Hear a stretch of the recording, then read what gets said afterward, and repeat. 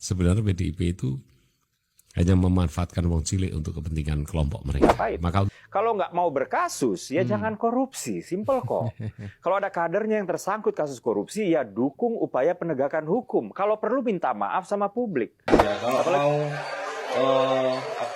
menyelidiki tindak pidana korupsi di Kota Semarang itu, ya harusnya jauh-jauh hari. Tidak. Benar Presiden juga menginginkan itu. Pernah datang ke Bu Mega untuk meminta hal itu, Mbak? Oh nggak pernah. Kekuatan sekaligus kelemahan Ganjar kemarin adalah terlalu PDIP. Selamat datang di Sudut Pandang bersama saya Abdul. Buat Anda yang belum subscribe, di-subscribe dulu.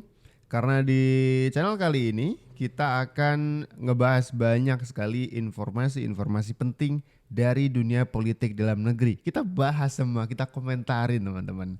Nah sekarang saya pengen komentarin salah satu statement atau mungkin komentar. Jadi kita ngomentarin komentar dari netizen yang mengatakan PDIP itu sekarang berubah dari dulu menyebut sebagai partainya wong cilik menjadi partainya wong licik. Wah kok bisa? Apa alasannya nih netizen bilang begitu? Coba kita tonton videonya bareng-bareng ya. PDIP sekarang ditinggalkan oleh pemilih ya karena kesombongannya. Kemudian PDIP itu ketika tidak berkuasa mendekat ke wong cilik, kemudian dia klaim bahwa dia adalah bagian wong cilik, tapi sebenarnya dia adalah barisan-barisan orang-orang yang saya anggap itu tidak wong cilik tapi wong licik. Dan juga terstigma sekarang PDIP itu tidak membela rakyat karena undang-undang perampasan aset yang diajukan oleh Pak Joko Widodo sampai hari ini tidak pernah disahkan oleh PDIP karena kita tahu bahwa Komisi 3 ketuanya adalah Pak Bambang Pacul yang notabene adalah kader PDIP dan juga Ketua DPR RI-nya Mbak Puan Maharani yang juga kader PDIP. Seharusnya kalau memang dia kepingin ada pemberantasan korupsi, seharusnya mereka mengesahkan itu, tapi ternyata enggak tuh. Itu aja sudah bisa kita tebak bahwa maka untuk itu teman-teman ya, saudara-saudaraku sebangsa dan setanah air, kita harus ingat partai politik yang di saat dia berkuasa dia melupakan wong cilik, tetapi ketika dia sedang ada di luar pemerintahan atau di oposisi, dia merangkul wong cilik mengatasnamakan wong cilik. Oke, ada alasannya juga sih. Kenapa undang-undang yang memihak kepada rakyat tidak didorong pengesahannya?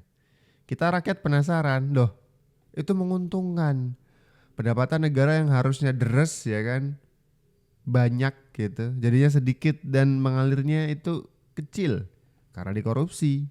Nah kita perlu ada pengaman-pengaman lewat undang-undang, lewat keputusan-keputusan pemerintah ya kan, untuk memberantas korupsi itu sehingga pemasukan negara tuh jadi besar gitu, gak ada kebocoran di sana sini ya kan.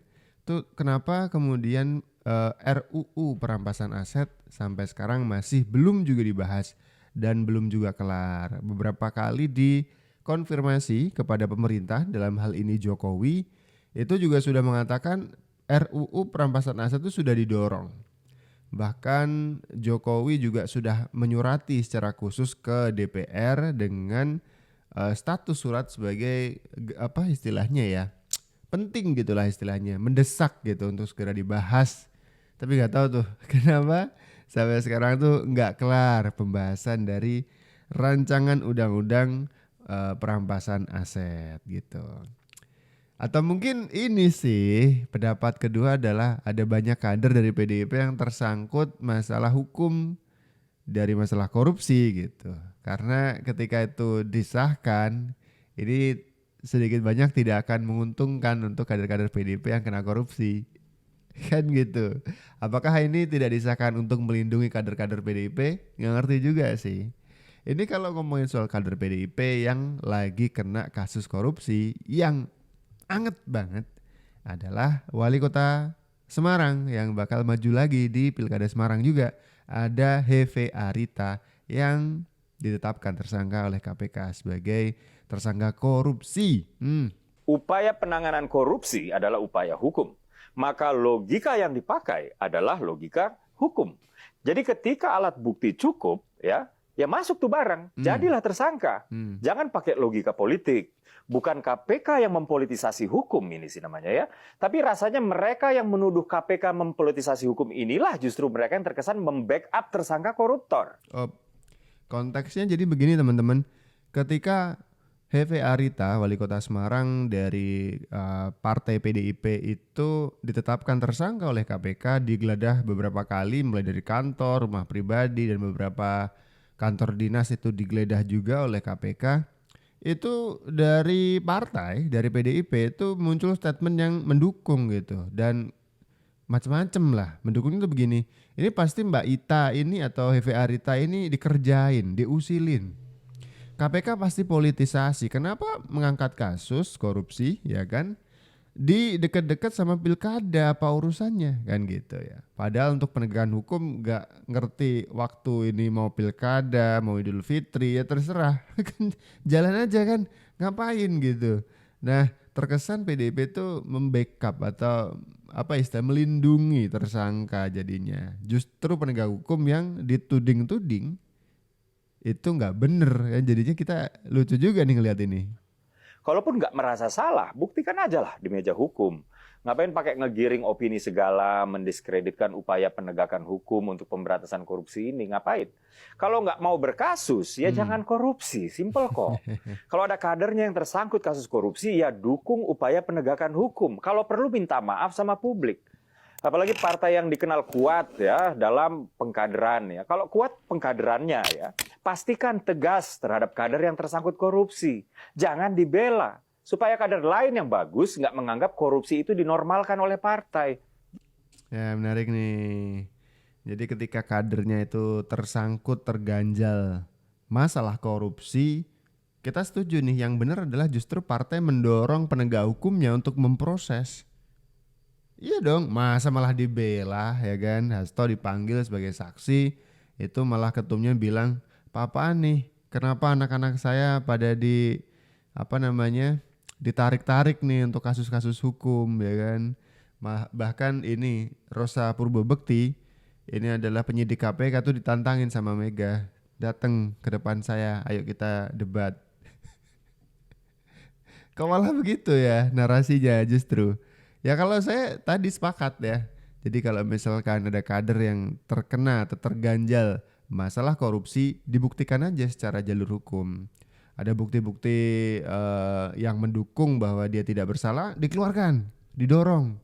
Itu cara paling mudah untuk membackup kader yang terkena kasus korupsi. Jangan malah yang penegak hukumnya didiskreditkan, KPK main politisasi pasti. Ini pasti kasus pesanan kata Hasto. Dinas Pertanian Kota Semarang ya, ini didatangi juga kemarin, digeledah ya. Kegiatan penggeledahan KPK di Pemkot Semarang ini masuk minggu kedua atas dugaan kasus pemerasan, korupsi, juga gratifikasi Wali Kota Semarang Hefe Arita Gunaryanti Rahayu dan suami Alwin Basri.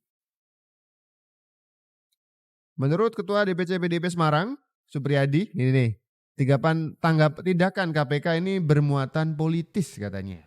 Karena Wali Kota Semarang yang merupakan kader dari partai PDIP akan maju lagi nih di pemilihan Wali Kota Semarang. Tuh kan. Ketika ditembak sama KPK ditarget bilangnya, nah KPK politisasi. Ini kan bertepatan dengan menghadapi pendaftaran kepala daerah, dan ini sebetulnya juga kurang pas ya, tidak hanya mendekati proses-proses pilkada. Ini kan masyarakat juga bertanya-tanya, kenapa harus mendekati pilkada? Justru masyarakat bertanya-tanya, kenapa partai justru panik ketika ditindak oleh KPK. Masyarakat itu tidak apa istilahnya ya, nggak peduli mau mendekati pilkada, mau mendekati hari libur apa, mau mendekati hari ulang tahunnya siapa, terserah. Ada korupsi tindak. Kami masyarakat gitu, lebih mendukung begitu dan mendorong KPK untuk bebas dan juga giat dalam melakukan penindakan korupsi. Bukan masalah ini politisasi. Saran saya begini, kita tidak mau juga terjadi penyelewengan kekuasaan. atas apa yang dilakukan KPK ya kan. Nah, kalau misalkan benar tuduhan dari PDIP bahwa KPK politisasi, buktikan. Kami dorong juga. Biar tidak cuman koar-koar ya kan. Nah, ini Ganjar Pranowo menegaskan PDIP akan dampingi Wali Kota Semarang, Hefe Arita, soal dugaan korupsi di Semarang. Ini bakal didampingi oleh partai nih, bakal dikasih apa, maksudnya dampingi gimana? Dikasih bantuan hukum atau gimana nih? Kemudian ada juga Bambang Pacul, tersangka perkara PDIP beri bantuan hukum Mbak Ita gitu. Jadi memang dari PDIP akan di backup nih Mbak Ita nih. Benar Presiden Pak juga Jokowi menginginkan itu. pernah datang ke Bu Mega untuk meminta hal itu, Mbak? Oh enggak, nggak pernah. Setahu saya nggak pernah beliau meminta untuk perpanjangan 3 periode. Pernyataan dari Bang Adian kalau menyebut bahwa perseteruan Pak Jokowi dengan PDIP itu bermula dari Bu Mega menolak perpanjangan masa presiden. Artinya memang dulu Pak Jokowi sempat menginginkan 3 periode, Mbak. Tapi PDIP menolaknya. Yang bisa saya sampaikan bahwa sesuai dengan konstitusi, jabatan presiden itu adalah 2 kali. 5 kali 2 kali gitu, 10 tahun. Jadi kalau kemudian ada perpanjangan itu mekanismenya dari mana, kemudian seperti apa, kan waktu itu tidak ada mekanisme yang kemudian memungkinkan untuk kita melakukan perpanjangan atau melakukan 3 periode. Tapi benar Mbak, Presiden Pak juga Jokowi menginginkan pernah datang ke Bu Mega untuk meminta hal itu, Mbak? Oh enggak, nggak pernah. Setahu saya nggak pernah beliau meminta untuk perpanjangan 3 periode. Ini Puan Maharani yang mengatakan itu. Gimana nih? Kader-kader PDIP yang selalu tuding hidung Jokowi, tunjuk-tunjuk muka Jokowi. Anda mengkhianati partai.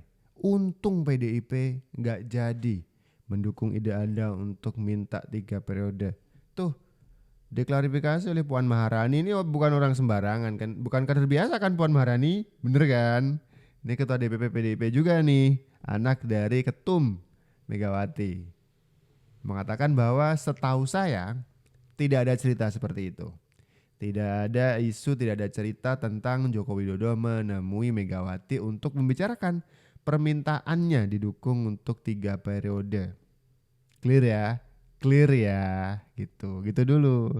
Nah sekarang fokus kembali ke kader-kader Anda yang bermasalah. Ada Hefe Arita, ada siapa lagi tadi ya kan? Coba. Jokowi kan sudah bukan kader katanya. Kekuatan sekaligus kelemahan Ganjar kemarin adalah terlalu PDIP. Kekuatan dia sangat PDIP. Ya kan? Artinya dia sangat kuat di basis-basis PDIP. Tapi kalau mau menang jadi gubernur atau mau menang apalagi Pilpres, dia harus punya appeal, punya daya tarik ke basis-basis di luar PDIP. Nah itulah salah satu problem secara umum ya kalau kita lihat mengapa banyak partai besar itu tidak selalu punya figur-figur besar di pilkada bahkan pilpres. Kenapa? Memang mereka partainya besar, tapi besarnya itu sebesar apa? 20%. Kalau dia 20%, maka kalau dia mengajukan calon di pilkada atau di pilpres dari partainya sendiri, paling jauh dia dapat 20%. Ya nggak? Iya, paling jauh. Kalau dia hanya mengandalkan itu figur yang betul-betul melekat pada partainya. Padahal pilkada apalagi pilpres itu harus memperoleh 50% lebih. Ya.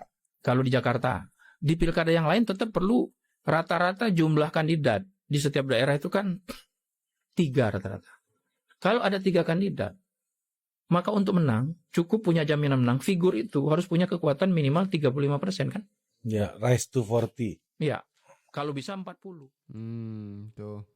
Analisa kenapa ada kader PDIP yang bernama Ganjar Pranowo kalah dalam peperangan Pilpres kemarin gitu.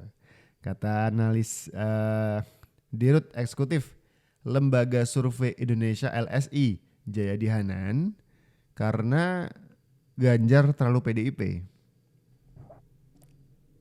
Karena PDIP itu memang besar, tapi suara Ganjar dan top of mind nama Ganjar itu masih di beberapa tempat saja, dan ternyata kalah top of mind-nya yang di benak masyarakat itu Prabowo Gibran gitu. Jadinya kalah 16%, itu dia. terlalu PDIP juga salah juga ya. Terlalu PDIP juga menyebabkan kekalahan. Jadi jangan terlalu PDIP juga. Enggak juga, maksudnya gimana ya? Jangan jumawa. Partai besar boleh secara historis. Kemarin tuh sempat ini nggak mau dikritik. Kami itu ada pintu masuknya reformasi. Tanpa PDIP tidak ada reformasi. Tanpa reformasi, Ripka Ciptaning menyebutkan tidak ada tukang kayu yang jadi presiden. Pas kemarin ya sempat rame itu Ripka Ciptaning. Oke, segini dulu video kali ini. Kita ketemu lagi di video-video selanjutnya. Buat teman-teman yang punya komentar atas apa yang sedang kita bahas tadi, barusan kita bahas tadi ya, silakan taruh komentar di bawah ya. Saya Abdul, salam.